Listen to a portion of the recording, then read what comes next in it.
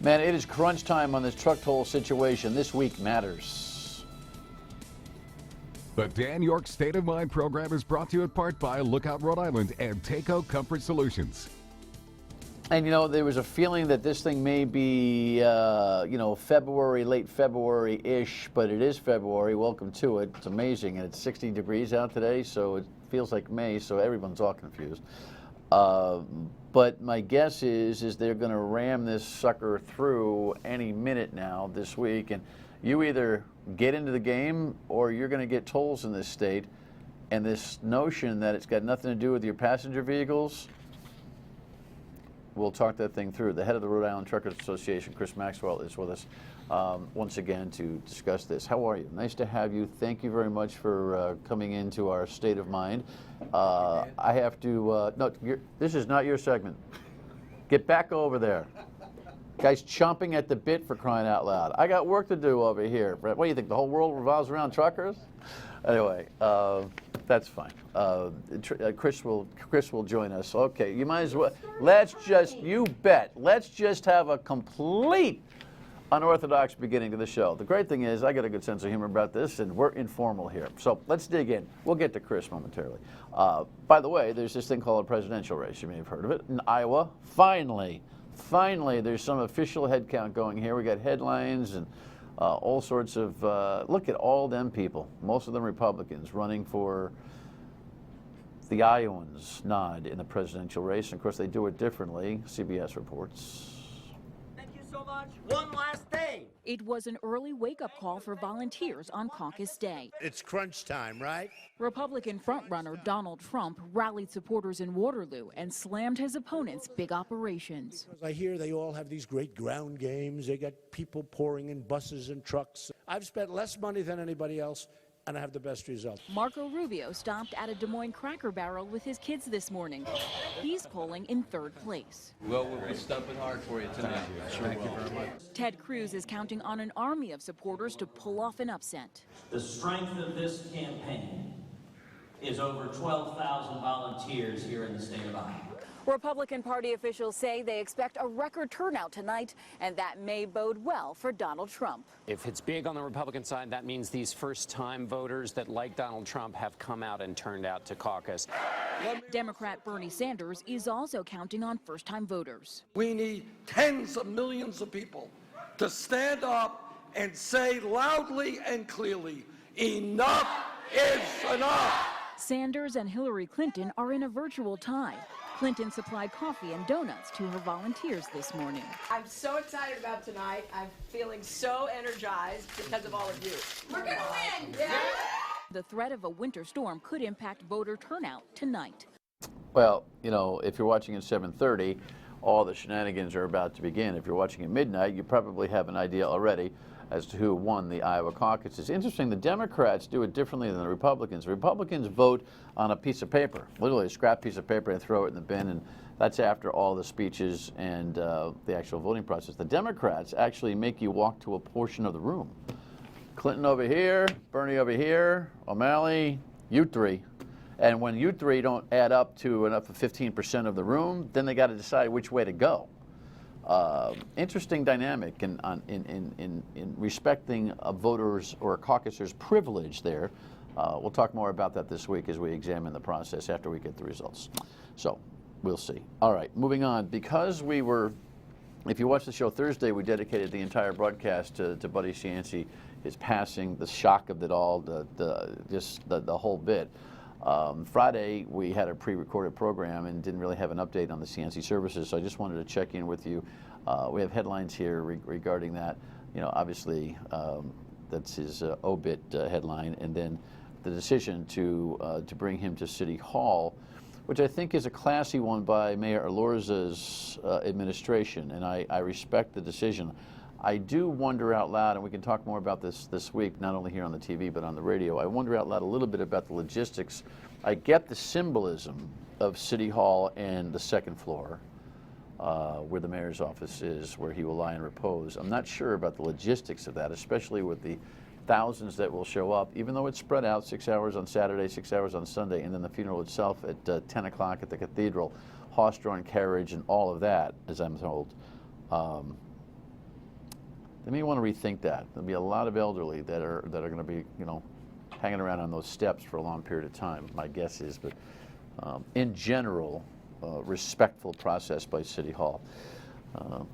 To the sports world we go for just a second. You cannot not mention that the Friars have become complete road warriors. I mean, what are they kidding them? Are they kidding? They don't know how to lose a game on the road. They can't win a Big East game at home, but they can't lose on the road, which is completely counterintuitive to how it goes for the most part. But know that road wins are better RPI-rated victories than home wins, as best I can tell. And so they've more or less nailed an NCAA berth at this point with their high ranking. A couple of home wins would actually get them to an Eastern, seed that could be here in the East, which would be a wonderful thing. On the other side, the Rams are struggling at home against St. Joe's. Big crowd Saturday night, and the Rams just came out flatter than a pancake shooting-wise, and it doesn't help when you can't get to the free throw line, and Coach Hurley was not very happy about that. Yeah, both teams finished horribly, and it was reflected in the shooting numbers. The difference was they were at the free throw line. We weren't. That's a whole nother analysis, but don't fret. The Rams can still go on a roll. There still could be 2 NCAA type teams in the state. Right now it's looking like one's a lock, the other not so much. All right, but anything can happen. So let us turn to what is called Toll Week. Let me show you a couple of headlines here. First, that was about a week or so ago, that headline, and I really did feel like there was some significant momentum to begin to slow this sucker down. Now you get this headline, which is, hey, here's a new proposal. Smaller, but the word tolls stays right in it, and here's a story that kind of sets up the whole conversation. The new version of Governor Gina Raimondo's roadworks plan calls for sharply less borrowing, lower tolls for trucks, and a ban on tolling passenger vehicles without approval. The proposal before us allows us to move quickly to repair our roads and bridges and put Rhode Islanders back to work immediately without raising taxes. But the changes haven't satisfied local trucking companies. We're not trucking companies per se. We're small business that just happens to own trucks and operate trucks. And Christopher Maxwell, representing the Rhode Island Trucking Association, says the revised plan, which continues to advocate borrowing hundreds of millions of dollars for bridge repairs and generating new revenue by tolling large commercial trucks, will actually worsen the economy. Rhode Island is easily divertible around, so the large proportion of the trucks that the governor is targeting for this plan are simply going to go around Rhode Island. But House Speaker Nicholas Mattiello argues that statement, saying, this equalizes the formula and brings out-of-state money into Rhode Island. So it's the best approach for Rhode Islanders. Now, the bill is already moving quickly with the General Assembly. They've already scheduled with the House and Senate Finance Committees to schedule the hearing for next Wednesday and Thursday. And so that gives us our schedule. Chris Maxwell, who you see in that story, is the president and CEO of the Rhode Island Trucking Association. Good to see you again. Good to be back, Dan. Live another day. You feel like I do, like the heat is really on here now? I mean, obviously. Well, I think the heat is on. I think that, as I've said before, I think the pace at which this is going speaks largely to the fact that the numbers still don't work. They've scaled it back, but I think the numbers, I think there's, we feel the truck counts are still an issue. We think they're millions short in their projections based on the truck counts. And we also feel that the diversion factor is real. If you underestimate diversion, let's face it, you cannot quantify diversion right now. It is throwing mud at the wall. Let's make sure that everyone understands what the word diversion means. Diversion is simply trucks saying, where the tolls is, I ain't driving this. So avoiding the tolls is what diversion is. And we're going to speak mostly about not intrastate diversion, which is off the interstate and leapfrogging, if you will, tolls. We're talking complete diversion around the state of Rhode Island, and that's projected in $40 million. $24 million of that is projected to be part of the interstate trucking group that the governor is targeting. 16 of that 40 would fall on the backs of Rhode Island businesses, small businesses. It's not a trucking issue for Rhode Island. This is a small business issue for Hold Rhode your Island. thought on that. Laura, do me a favor. Grab me that piece of audio from Director Alviti, which is at the bottom of our sheet. Sorry to be chatting out loud here, folks, but we've got a lot of stuff. I want to at the press conference last week, which was on Thursday. Of course, Bloody Cianci had passed late in the morning, and this did not get near the attention it would have had in the news cycle. But here's what Director Alviti was talking about in terms of this diversion, this silly little discussion about puddle jumping on and off 95. Fact is, the average toll that a truck will pay under any one of the gantries is $3.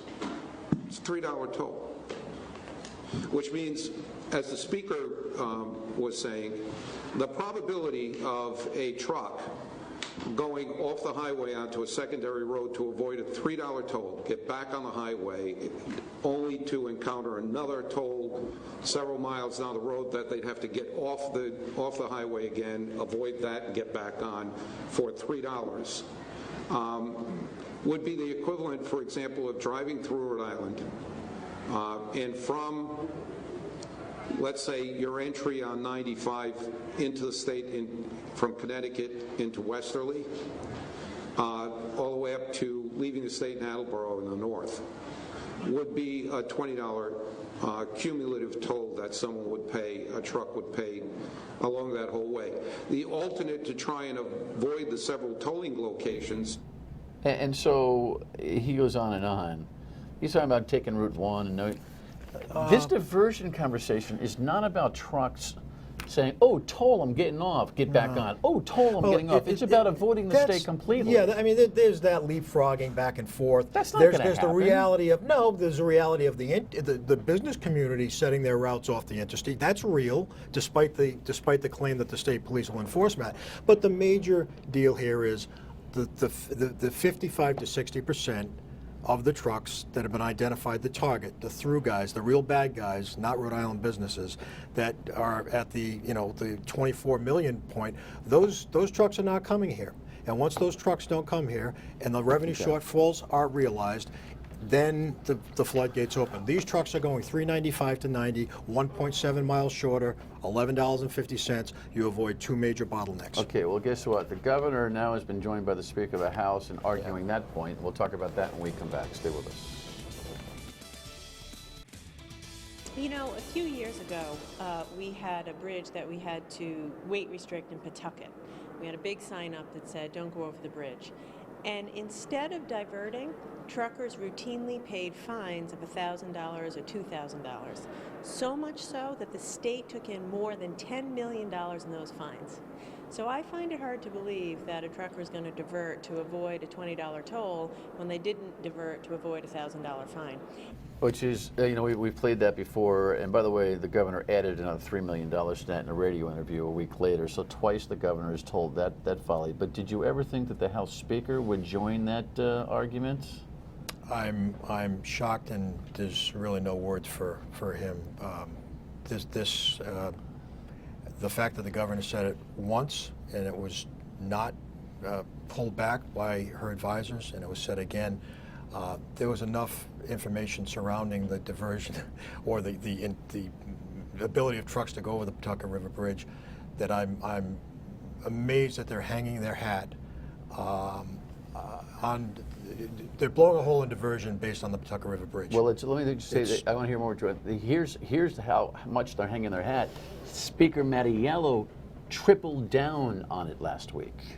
I'm going to give you the lawyer's perspective answer because I practice at our ITT once in a while. Trucks, when we had the weight restriction in Pawtucket, trucks would go over that, not to waste time taking 295, and they routinely paid $1,000 fines not to reroute through 295. So I think that's our best example of why they won't reroute. Fuel is very expensive, time is very expensive, trucks are all GPS now, they can't drive faster than they're allowed to drive. So time being an issue, then they're not going to take routes that are inefficient. That's my experience as a lawyer, just having represented some of them that went over the Pawtucket Bridge with the rate restriction. I'm publicly asking the Speaker to identify the clients that he represented who said to him, you know what, Speaker, we just took a $1,000 hit to our budget. Just see if we could blow through the Pawtucket River Bridge. I had a radio show today. I had truckers calling, people who understand the industry. I mean, 3 to 5% profit it borders margin. on a bold-faced, you don't want to say the Speaker's lying, but I don't know where he came up with that and how dare he hang his hat on. So the foundational argument is so untrue, it hurts the credibility of the entire project. If that is the best they can do to push back on diversion, then more power to them. It's not a good argument. Diversion is the Achilles heel of this. I've said it all along. You can't quantify the behavior of an industry. Once diversion occurs, the shortfalls are realized, it falls back on the burdens. The gantries are up. We have no choice but to pay them. So if the trucking industry, which has a plan for this, through truckers, divert around Rhode Island, and again, that's a behavior. You're basing this whole program on the behavior of an industry. Once that happens, it's going to happen. It's very disturbing that our two most powerful elected officials are actually still mentioning the Pawtucket River Bridge was a decisive decision by business owners and trucking companies that would actually choose to incur a $3,000 fine or even a $1,000 beaten down at court. A $50 fine. Here's the thing that when these gantries go up in a year or two, and this diversion strategy by the Truckers Association occurs, and then the revenues are a shortfall, there's one or two things that happens. Less bridges, remind you, by the way, this is about bridge reconstruction, right? Less bridges get fixed, or more trucks intrastate get tolled, and all of a sudden it comes down from 18-wheelers to more commercial vehicles, and then if that doesn't suffice, the cars. And this notion that there's legislation that says there has to be a referendum, you just change the legislation. It's as simple as that. Our business community is in danger of this. The tax credits that were proposed have gone away. Those obviously didn't hold any water. Ultimately, this is a small business issue for the state of Rhode Island. Our business people, our citizens, our House of Representatives. The Speaker clearly, we feel he has taken the wrong position on this. We feel that this is going to resonate. There's going to be some extremely compelling testimony coming forward this week with numbers, and that's going to be smoking gun for a lot of these representatives. And if they want to read that over and be dismissive of it, then they will too have blood on their hands when this thing does finally fail. Well, it's interesting. When we come back, we'll talk about the process of battling this, because the Speaker more or less says, done deal. Stay with us. So we're talking with Chris. Chris is the head of the Truckers Association here in town. We're talking about the hearings that are coming up. So you intend to what? Load up the hearings with testimony? Long lines of truckers, trucking companies? Long lines of business owners. Long lines of business owners that, with a $40 cap per truck, if you have 10 trucks, kicking in the cap of $40, that's $400 a day, $2,000 a week, $8,000 a month. Do the math. So that's far too expensive for our business community. They are going to readjust. They are going to divest. They are going to leave. They're going to cut jobs. They are going to do all the things that a business-friendly state does not want them to do because of this. This is the final straw for the business community. Talk to me about strategies. You've had a hiccup. You've had a hiccup. You've had there's a headline here. The Trucking Association. You cut your tie with your spokesperson and your lobbyists. What's your version of what happened there? Bill Fisher tells me today on the record that he resigned representing the Trucking Association. What happened? Bill and May 4th Group, we all had a mutual parting of the ways. If he wants to say he resigned, then I'll concur with that. We have fought this thing 24/7 since it came out. We brought Bill on. May 4th's been with us for a while. we had basically a parting of the ways over a strategic difference on how we're going to end this thing. Being what? Being that our message from day one has been no tolls. No tolls, no compromise. One toll is one too many. Look, those guys gave blood. They were owners. They were partners. They helped us, and we worked collectively to bring this to this stage. We just felt at this point we were better served to go at this on our own. And I think the Trucking Association. That's correct. Going out on his own. Correct. I understand the chair of the board, Steve Wright, resigned over this. That's correct as well. So you're the paid guy. I'm the paid guy. You're the paid guy. He's the volunteer chair. Yep. How big is the board, by the way? Board's about 23. We have a succession plan. Where is the board's sentiment in terms of the strategy moving forward for the truckers? The board's sentiment is the board's sentiment stands the same way. We are unified. We are completely on board with the fact that our membership has spoken. One toll on trucks only is one toll too many. We are adamantly against tolls. We have submitted a plan. We are united. I've had a correspondence with my board. We're moving forward. Those guys deserve a lot of credit. I give them, they're consummate professionals. Bill Fisher, Jeff Taylor, Rick McAuliffe. We owe them a debt of gratitude. But we moved on. We're on to Cincinnati, as somebody once said. Are you hiring other lobbyists and PR people, or are you going to do a one-man show here? Well, we're now at a one-man show. This is grassroots with the membership of RITA, which in fact is the membership. RITA's membership is the Rhode Island business community. We're a very minute population of big trucking companies, the ones that are going to be driving through. We are small businesses. We are the Cumberland Farms, we are the Bennies, we are the Ocean State Job Lots. We are the businesses that put food and services on our citizens' shelves. Those folks are the ones that are going to be affected. Speaking of those businesses, one of the things that changes in this legislation very subtly is that the subsidy for local businesses that was chatted about prior has been removed from the legislation. Right. So that kind of equalizes the out-of-state, in-state lawsuit of discrimination, saying, hey, listen, everyone's in the same boat. That was one factor. But it hurts that group of people that it must even motivate the small business community even more because there's no return. There was a faction. There's no subsidy. There was a faction writing that that tax thing. A lot of our members are saying, hey, tax credits and tolls, we can do it. Those have gone away. Those obviously didn't hold water. They very silently put them out. They've lowered the tolls. Those tolls are only a placeholder. Eventually, when diversion happens, those tolls, at the discretion of whoever, can go right up. So, that's ultimately where we are. We only got a minute. Summarize for me where you think. Do you think that this thing is suspendable for further review, or do you think this is going to be shoved down Rhode Island's throat? My feeling is that the business community, as I said before, is going to provide some very compelling testimony that anybody with any common sense that wants to stay in office is going to look at and say, whoa, gotcha. They got us. These are the numbers. This thing doesn't play out. Now, ultimately, we want to kill this in the legislature. We're disappointed in the speaker, but there are hopefully representatives with their own conscience that are going to look at this the right way. If it doesn't happen, Federal Highway is not going to rubber stamp it. Yes, there are lawsuits, but as I've said all along, the ultimate jury on this is the trucking industry. If gantries go up, we have a plan for it. All right, Chris, thanks. Thank you, Dan. We'll see you as we continue. It. Last word coming up. Get in the game.